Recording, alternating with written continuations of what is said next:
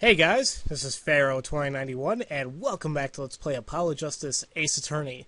As we left off, we were hearing more from Alita and her being one, well, I guess you would say evil woman. She basically only wanted to get close to Waki and marry him because she wanted a family fortune. So she's definitely not as innocent as she seems. And I've come to learn in all these Phoenix Wright games that any woman associated with any of these cases is just not right. A majority of them, anyway. I mean, of course, you got, Mia, Maya, Pearls, Maya's, their mother. Mia and Maya's mom, not Morgan Faye. They're all okay, but everyone else, they're evil in a sense. I don't know why the hell I kind of just, majority, yeah, it's almost like that. I don't know. Whatever. So, let's just continue on with her testimony here. Yes, I went to the clinic that day to speak to the doctor. I wanted that chart, but I failed to get it, so I went back to the clinic later. In any case, I didn't shoot him. You don't even have proof I stole that pistol, do you? And that brat was spotted in the park at the moment of the crime. Frankly, I don't care if it matters if Dr. Miraculous was shot in the temple or not. You went back later? That chart was dangerous, you understand? I needed to get rid of it. That's why I went that day. Well, you couldn't get that chart then, could you? And later that night, Dr. Miraculous was shot. I heard about the shooting, waited a day, and then I had to go back. No easy feat with the cops all over the place. Ah! That was you?! Yeah, the thumping and a burglar, yeah, I mean... Come on, put two together. You're pretty sure it was her. Yes, we saw this already. Oh, okay. So you were a burglar.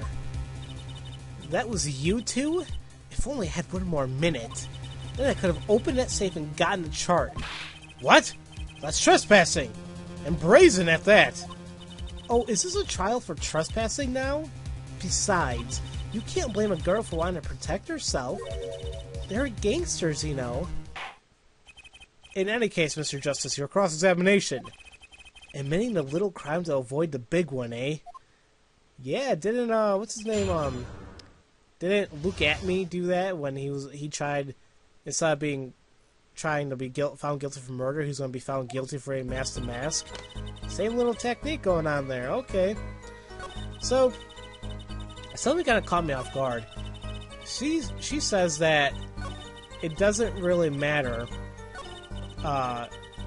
She doesn't think it matters where he was shot. But I think it kind of does, because it would pretty much claim, I mean, it would disprove of Waki's positioning of shooting him right in the forehead. So, I mean, that's the way it would look like if he was right there. So, it would make sense. I think it does. I know I'm reiterating myself, but it does matter. The doctor was shot in the right temple, yes? So it seems. Let's review the facts again, shall we? Do we really have to? I know. If the killer shot from this location, the bullet would have struck our victim square in the forehead. However, the entry wound was in the right temple. Yes, we heard a testimony on this yesterday. At the time of the shooting, the witness was standing here. Or so they claim. Just before the gun was fired, he shouted. The victim turned his head to look, and was shot. Well, that's what the judge thinks, but no, they had it wrong. But that testimony was proven to be a lie. Our egregious panty snatcher, Mr. Stickler, did witness this crime, but he was standing to the north, next to the trash can where he tossed those panties. If Mr. Stickler shot it from this location, the bullet couldn't hit his right temple. Silly, silly attorney. What? Do you remember what you had for breakfast that morning? Do you remember, Trucy? I always have a glass of milk for breakfast. What happened? What matters is one thing. The doctor was shot in his right temple. If that's the case, there can be only one explanation. The panties guy was mistaken. Oh, no, he wasn't. But his location was proven. You can't write that off as him being mistaken. Oh, I have evidence for that. Then why don't you show us, Air Forehead? Show you what? Must I explain everything? Very well. Let's recap.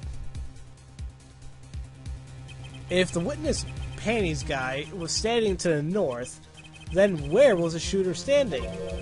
From what location did the killer shoot the victim?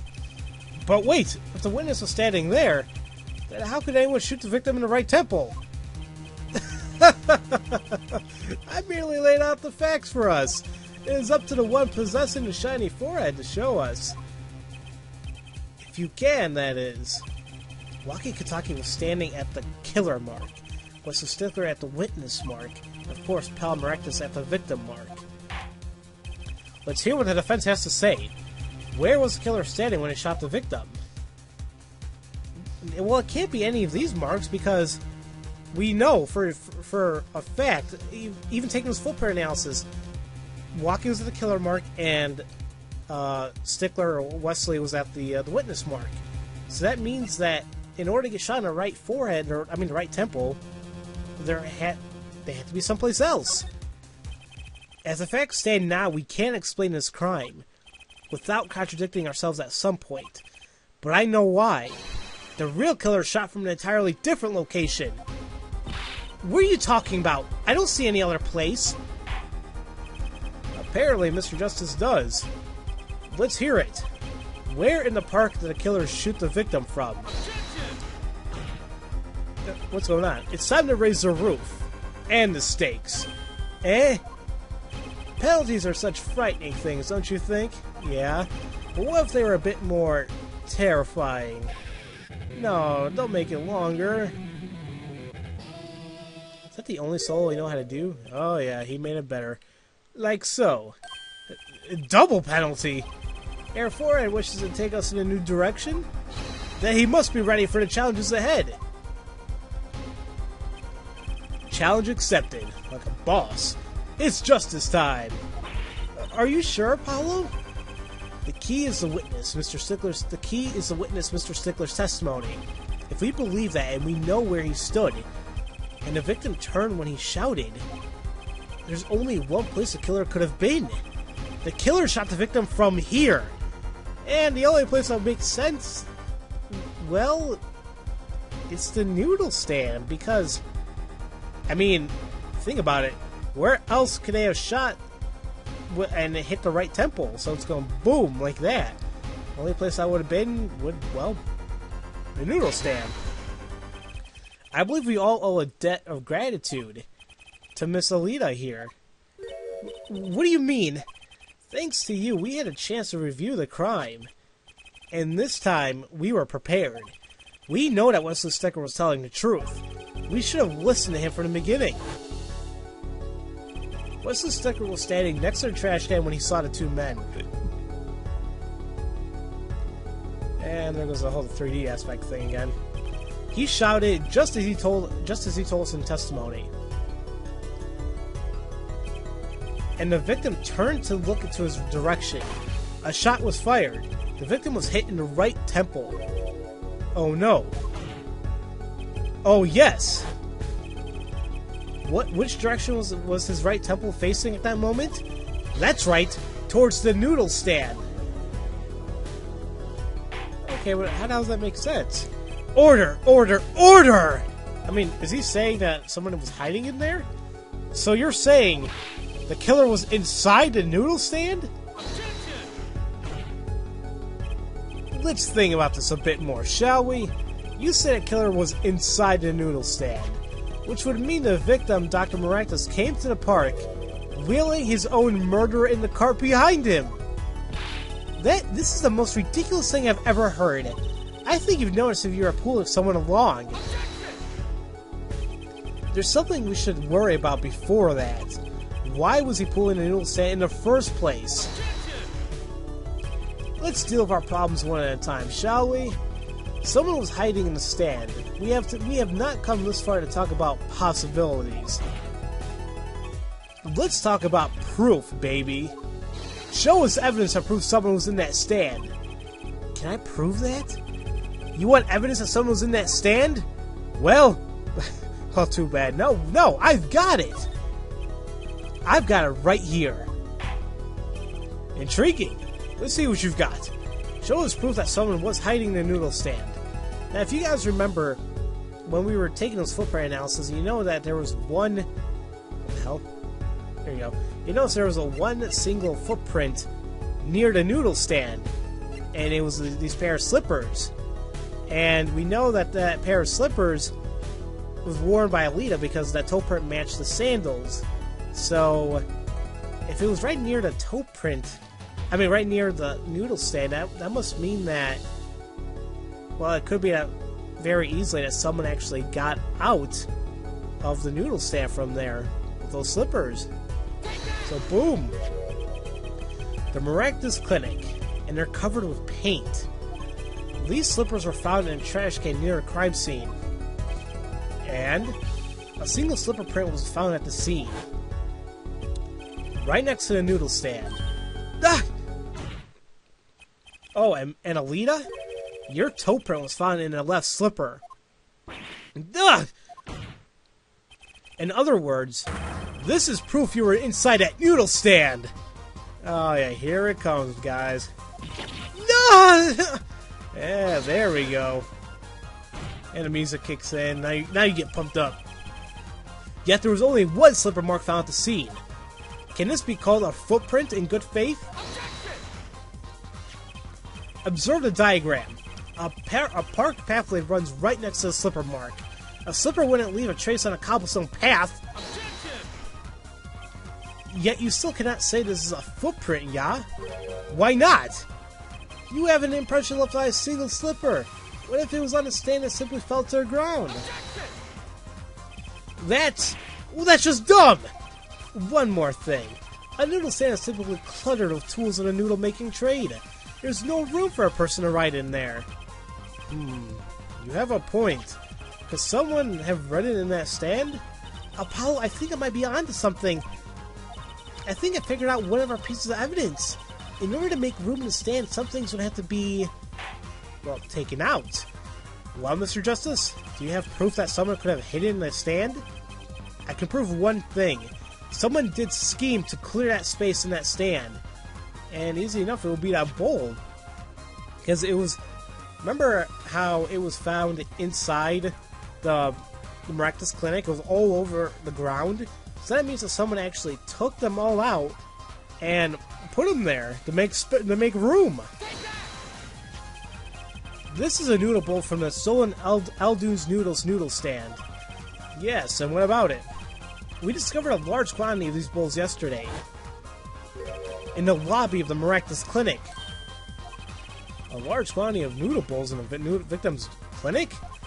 Mr. Eldune was very clear about those bowls.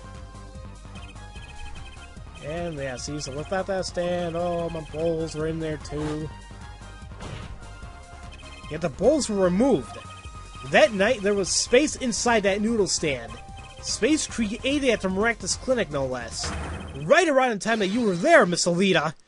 Stop! Oh, I think we got this in the bag now, don't we? I won't listen to any more of these wild fantasies. No, not fantasies. They're worse lies than that spoiled brat's pickup lines. Damn.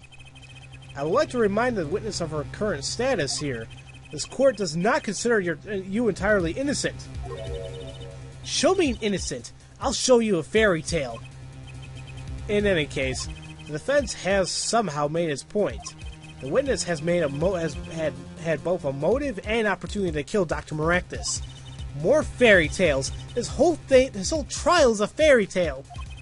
Now please, pull us back down to reality, Alita. I've given you one last chance to explain yourself. This is it. Why was Dr. Miraculous pulling that stand that night? And why was Alita doing inside it? Time to get to the bottom of this case. Okay, well, let's quickly hear her testimony here, and then I'll go ahead and call it a day. That night, I went to ask Dr. Miraculous for the chart. I had no intention of ever letting that chart fall into the Kataki family's hands. But Dr. Miraculous didn't understand.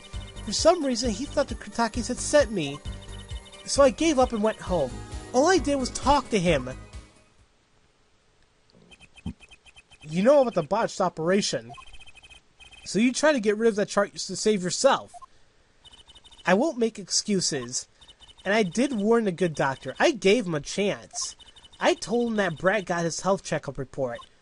And that he was coming to settle the score. I see. Very well, Mr. Justice. Begin your cross-examination. Yes, Your Honor. This is the last testimony. Either I perceive the truth, or it's over.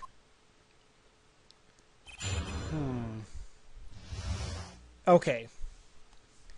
So, next time, guys, we're going to actually... And you know what Apollo said? This is the final testimony. Sure enough, I believe this is the final testimony of this case. So, make sure you guys pay attention. And next time, we're going to go ahead and do our cross-examination. And let's just see if we can put this case to rest. So, as usual, thank you all for watching. And I'll see you guys next time for Let's Play Apollo Justice Ace Attorney. I'll see you guys later.